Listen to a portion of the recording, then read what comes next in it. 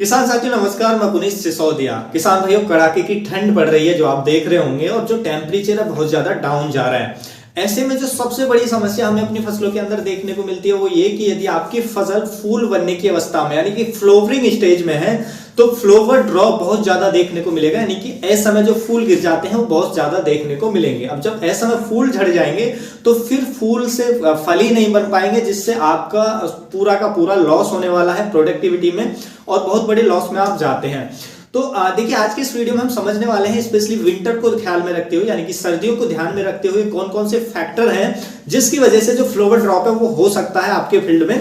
तो उनको कैसे हम क्योर कर सकते हैं, कैसे ठीक कर सकते हैं, पहले आपको समझना पड़ेगा कि क्या वजह हो सकती है। पहले उस वजह को समझें, फिर आप उसको ठीक कर सकते हैं। वो भी हम जानेंगे क्या क्या यूज करके हम उसको फिक्स कर सकते हैं इस प्रॉब्लम को। तो डिटेल में समझेंगे। देखिए, वीडियो काफी इंफॉर्मेटिव होगा। एक तो वीडियो को अच्छा लगे आपको तो वीडियो को लाइक कर दीजिएगा, और इसको ज्यादा से ज्यादा फार्मर तक पहुंचाने में हमारी हेल्प जरूर कीजिएगा, ताकि ये जो इन्फॉर्मेशन है हम ज्यादा से ज्यादा फार्मर तक पहुंचा सकें।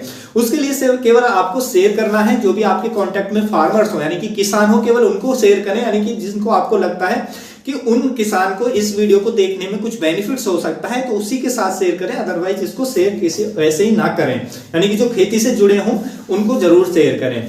तो चलिए जानते हैं कि कौन कौन से फैक्टर होते हैं, वन बाय वन हम समझने वाले हैं। देखिए, पॉइंट नंबर 1 की हम बात करें तो वो है कि हमारे जो टेम्परेचर है वो ज्यादा डाउन चला जाना। आप देख रहे हैं कड़ाके की ठंड पड़ रही है, तो जब टेम्परेचर बहुत ज्यादा डाउन चला जाता है तो ऐसी कंडीशन में जो फ्लोवर ड्रॉप है वो होता ही है। यानी कि जैसे ही टेम्परेचर आपका 15 डिग्री सेल्सियस से बिलो नीचे जाएगा तो फ्लोवर ड्रॉपिंग की समस्या बहुत ज्यादा आपको देखने को मिलेगी, जो अभी देखने को मिल रही है। तो पहला जो फैक्टर है वो है ज्यादा लो टेम्परेचर। अब बात करें कि लो टेम्परेचर तो हो ही रहा है, ठंड तो पड़ रही है, वेदर हमारे कंट्रोल में नहीं है, लेकिन हम इसको कैसे फिक्स कर सकते हैं यदि इस वजह से समस्या आ रही है। तो उसके लिए आप क्या कर सकते हैं कि आप कुछ हद तक आप जरूर कंट्रोल कर सकते हैं। 100% कंट्रोल नहीं कर सकते हैं वेदर को, लेकिन काफी हद तक हम कंट्रोल कर सकते हैं, यानी कि फ्लोवर ड्रॉप को। उसके लिए आपको क्या करना है, पहले तो आपकी सॉइल को मॉइस्चराइज रखना है, यानी कि सॉइल में प्रॉपर इरिगेशन रखना है। जरूरत से ज्यादा पानी भी नहीं देना है, लेकिन जो मॉइस्चर है वो कम भी नहीं होना चाहिए। मॉइस्चर मेंटेन रहना चाहिए, जिससे जो सॉइल का टेम्परेचर है ज्यादा डाउन ना जाए, और भी ज्यादा डाउन ना जाए, और जो पौधा है वो ज्यादा स्ट्रेस में ना जाए। तो आप ये रखें। उसके साथ साथ ठंड से बचाने के लिए बहुत सारे स्प्रे आपको बताए हैं, आप उनका भी उपयोग करके आप अपने पौधे को ठंड से बचा सकते हैं, यानी कि पाले से बचा सकते हैं, जिससे हमारे खेत के अंदर जो टेम्परेचर है वो मेंटेन रहे। उस पर हमारा डिटेल वीडियो है, वो चैनल पे जाके देख सकते हैं कि हम अपनी फसलों को ठंड से कैसे बचा सकते हैं। लो टेम्परेचर से जो स्ट्रेस होता है उससे हम कैसे बचा सकते हैं अपनी फसलों को। तो वो वीडियो आप देख सकते हैं, जिससे आपको सब कुछ पता चल जाएगा। दूसरा जो कारण होता है वो हो सकता है कि आपके प्लांट के अंदर किसी डिजीज का अटैक हो। डिजीज में कोई फंगस हो सकती है या किसी इंसेक्ट का अटैक हो, स्पेशली सकिंग पेस्ट का अटैक हो, तो उनके कारण भी जो फ्लोवर ड्रॉप है वो होता है। तो आपको देखना है कि कोई डिजीज तो नहीं आ रहा है। जैसे कि हम मिर्ची की बात करें, मिर्ची के अंदर अगर डाइबैक आता है तो उसमें फ्लोवर ड्रॉप बहुत ज्यादा होता है, डाइबैक डिजीज आता है, तो आपको देखना है। और डाइबैक में सबसे पहले फ्लोवर ही झड़ते हैं, बाद में फिर सबसे पहला सिम्टम्स यही होता है कि फूल गिर जाते हैं मिर्ची में। डाइबैक जब शुरू होता है किसी भी फसल में फ्लोवर ड्रॉप होने लगता है, तो आपको देखना है कि कोई फंगल अटैक तो नहीं है।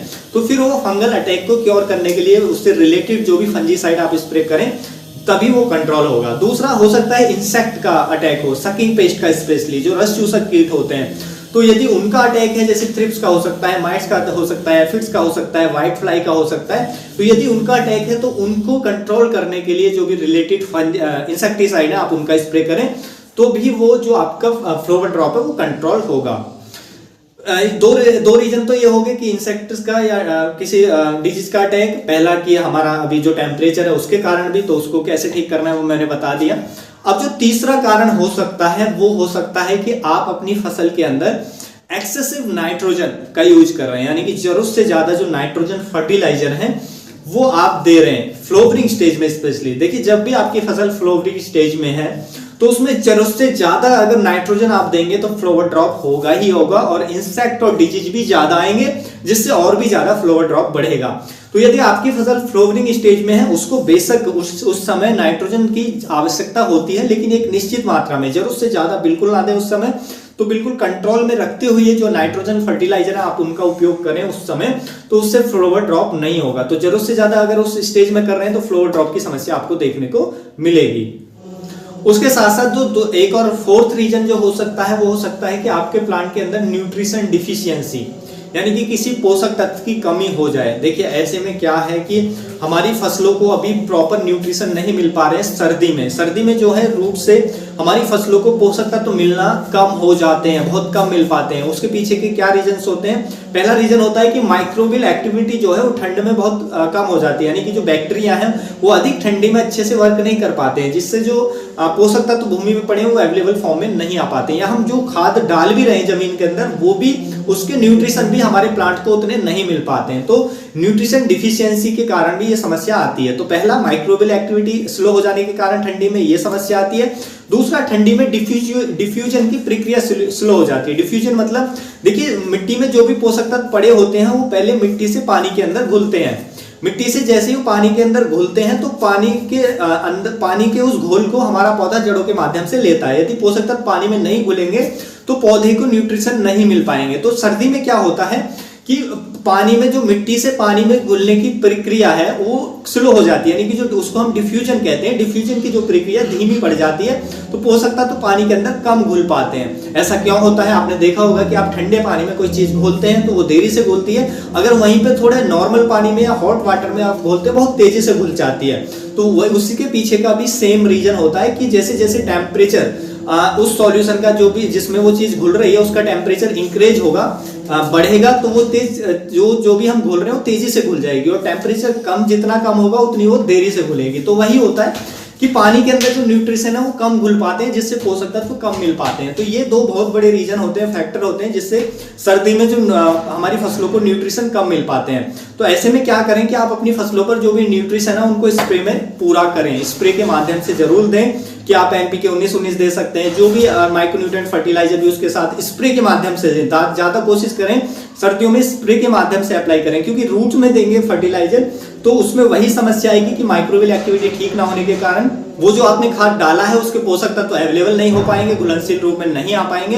दूसरा, उसकी फिर डिफ्यूजन नहीं हो पाएगा, नहीं कि पानी के अंदर उसकी डिफ्यूजन की प्रक्रिया स्लो हो जाएगी, जिससे वो कम मिल पाएगा। तो इसलिए स्प्रे के माध्यम से कोशिश करें, स्प्रे के माध्यम से दें। और नेक्स्ट जो रीजन होता है वो हो सकता है कि आपकी फसल में स्पेशली बोरोन की कमी हो जाना, यानी कि बोरोन तत्व की कमी हो जाना। देखिए बोरोन जो है वो फ्लावर ड्रॉपिंग को रोकने के लिए बहुत ही जरूरी है, क्योंकि निषेचन जो होता है, परागण जो होता है, वो बोरोन उसको बढ़ा देता है हमारी फसलों के अंदर, फूलों के अंदर, उसको में तेज करने में हेल्प करता है जो बोरोन होता है। अगर बोरोन की डिफिशियंसी हो जाए तो निषेचन, परागण, पोलिनेशन वो प्रॉपर नहीं हो पाएगा फूल के अंदर, जिससे फ्लावर ड्रॉप होना ही है। यदि वो नहीं होगा, पॉलिनेशन प्रॉपर नहीं होगा, तो फूल फल में कन्वर्ट ही नहीं होगा और वो ऐसा में गिर जाएगा। तो ये समस्या आती है। तो आप देखें कि उसमें बोरोन डिफिशियंसी तो नहीं है, तो फ्लावरिंग स्टेज में आप बोरोन और एक और जो आता है हमारा फास्फोरस, उसका एक स्प्रे जरूर ले लें अपने फसलों के अंदर। तो इससे भी जो फ्लावर ड्रॉप है उसको प्रिवेंट करने में आपको हेल्प मिलेगी, जो फ्लावर ड्रॉप है वो नहीं होगा।